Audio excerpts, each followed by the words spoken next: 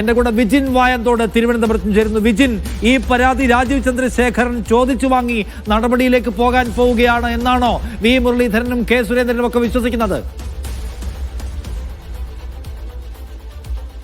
തീർച്ചയായും അത്തരത്തിൽ തന്നെയാണ് വി മുരളീധരൻ വിഭാഗം ഇപ്പോൾ പറഞ്ഞുകൊണ്ടിരിക്കുന്നത്. കാരണം ഈ പരാതി നേരത്തെ തന്നെ ഉയർന്നതാണ്, അത് പാർട്ടിയിലെ എല്ലാവർക്കും അറിയുന്നതാണ്. സി കൃഷ്ണകുമാറും ഈ പരാതിക്കാരിയായ പെൺകുട്ടിയും തമ്മിൽ സ്വത്ത് തർക്കമുണ്ടായിരുന്നു, കുടുംബപരമായ ചില പ്രശ്നങ്ങൾ ഉണ്ടായിരുന്നു.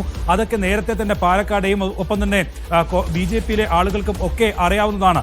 അതിനിടെ ഇപ്പോൾ രാഹുൽ മാങ്കൂട്ടത്തിലുമായി ബന്ധപ്പെട്ട ഈ സ്ത്രീ വിഷയം, സ്ത്രീ പീഡന വിഷയവും ഒപ്പം തന്നെ മറ്റ് പരാതികളും ഒക്കെ ഉയർന്നു വന്ന ഘട്ടത്തിൽ ഇപ്പോൾ ഈ പരാതി പുറത്തു വരാൻ കാരണം അത് ഒരു വിഭാഗത്തെ പൂർണ്ണമായും ഇല്ലാതാക്കാനുള്ള ഒരു നീക്കത്തിന്റെ ഭാഗമായി രാജീവ് ചന്ദ്രശേഖർ തന്നെ ഉണ്ടാക്കിയതാണ് എന്നുള്ള കടുത്ത വിമർശനം, അതൃപ്തിയാണ് നിലവിൽ BJP-യിൽ തന്നെ പുകഞ്ഞുകൊണ്ടിരിക്കുന്നത്. കാരണം സി കൃഷ്ണകുമാർ BJP-യുടെ മുരളീധരൻ വിഭാഗത്തിന്റെ പ്രധാനപ്പെട്ട നേതാവാണ്.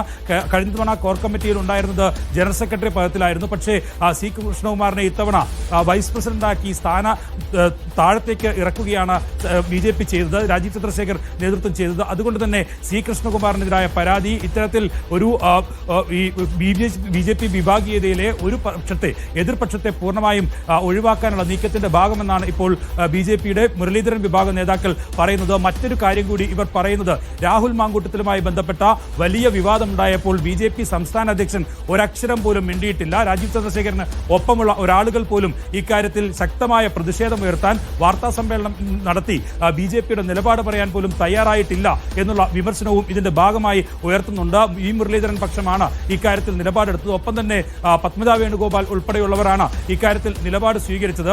മറ്റാരും ഒരു തരത്തിലുള്ള രാഹുൽ മാങ്കൂട്ടത്തിനും ഒപ്പം തന്നെ കോൺഗ്രസിനുമെതിരായ ശക്തമായ വിമർശനം ഉയർത്തിയില്ല. അത് VD സതീശനുമായി ചേർന്ന് ഈ ഗ്രൂപ്പ് കളിയുടെ ഭാഗമായി ഒരു പക്ഷത്തെ ഇല്ലാതാക്കാനുള്ള നീക്കത്തിന്റെ ഭാഗമാണ് ഇപ്പോൾ സന്ദീപ് വാര്യർ വഴിയുള്ള ഓപ്പറേഷനാണ് നിലവിൽ നടന്നിരിക്കുന്നത്. ഈ പരാതി പുറത്തുവിട്ടതിന് പിന്നിലും രാജീവ് ചന്ദ്രശേഖർ വിഭാഗം ഉണ്ടോ എന്ന് സംശയിക്കുന്നു എന്നുള്ളതാണ് ഇപ്പോൾ BJP-യുടെ വി മുരളീധരൻ വിഭാഗം നേതാക്കൾ വ്യക്തമാക്കുകയും ചെയ്യുന്നത്. ചിലർ അക്കാര്യത്തിൽ പരസ്യമായ ഫേസ്ബുക്ക് പോസ്റ്റുകൾ ഉൾപ്പെടെ ഇട്ട് മുന്നോട്ട് വന്നിട്ടുണ്ട്. വലിയ ബോംബ് പൊട്ടിക്കും എന്ന് പറഞ്ഞത് ഈ നനഞ്ഞ പടക്കം പോലെയായി ഈ ബോംബ് എന്നുള്ളതാണ് അവരുടെയൊക്കെ പ്രതികരണം. എന്തായാലും BJP-യിലെ വിഭാഗീയത മറ്റൊരു തലത്തിലേക്ക്, ഒരു പീഡന പരാതിയിലേക്ക് കൂടി എത്തിയിരിക്കുന്നു എന്നുള്ളതാണ് അവർ തന്നെ സൂചിപ്പിക്കുന്നത്. നേരത്തെ തന്നെ നിഷാദ് സൂചിപ്പിച്ചതുപോലെ കോർ കമ്മിറ്റി യോഗത്തിൽ നിന്ന് മുതിർന്ന നേതാക്കളെ ഉൾപ്പെടെ ഒഴിവാക്കിയതിന് എതിരായി വലിയ തരത്തിലുള്ള വിമർശനം BJP-യിൽ ഉയർന്നിരുന്നു. കെ സുരേന്ദ്രനെയും ഒപ്പം തന്നെ വി മുരളീധരനെയും കോർ കമ്മിറ്റി യോഗത്തിലേക്ക് വിളിക്കാതെ ഉള്ള നടപടിയൊക്കെ രാജീവ് ചന്ദ്രശേഖർ സ്വീകരിച്ചിരുന്നു. ഒപ്പം തന്നെ ശക്തമായ വിമർശനം രാജീവ് ചന്ദ്രശേഖരന്റെ നേതൃത്വത്തിനെതിരെ ഉയർത്തുകയും ചെയ്തു. കോർ കമ്മിറ്റി രൂപീകരണത്തിലും ഒപ്പം തന്നെ മറ്റ് വർഗ സംഘടനകളുടെ ഭാരവാഹികളെ തെരഞ്ഞെടുത്ത ഘട്ടത്തിലുമെല്ലാം വലിയ തരത്തിലുള്ള വിമർശനമാണ് വി മുരളീധരൻ വിഭാഗം രാജീവ് ചന്ദ്രശേഖരനെതിരെ ഉയർത്തുകയും ചെയ്തത്. അത് പരസ്യമായി കോർ കമ്മിറ്റി യോഗത്തിൽ കെ സുരേന്ദ്രനും വി മുരളീധരനും രാജീവ് ചന്ദ്രശേഖരനെ വെല്ലുവിളിക്കുന്ന നിലയിലേക്കൊക്കെ കാര്യങ്ങൾ പോയിരുന്നു. ആ ഒരു ഘട്ടത്തിലാണ് ഇപ്പോൾ രാഹുൽ മാങ്കൂട്ടത്തിലുമായി ബന്ധപ്പെട്ട ഈ വിവാദങ്ങൾ കത്തി നിൽക്കെ ഇത്തരത്തിലുള്ളൊരു പരാതി വീണ്ടും ഉയർത്തിക്കൊണ്ടുവന്നത്. BJP-യിലെ ആഭ്യന്തര രാഷ്ട്രീയ തർക്കത്തിന്റെ ഒരു ഘട്ടത്തിലേക്ക് കൂടി അത് പ്രവേശിച്ചിരിക്കുന്നത്. അതിന് മുൻപ് ഈ കേസുമായി ബന്ധപ്പെട്ട കാര്യമുണ്ട്.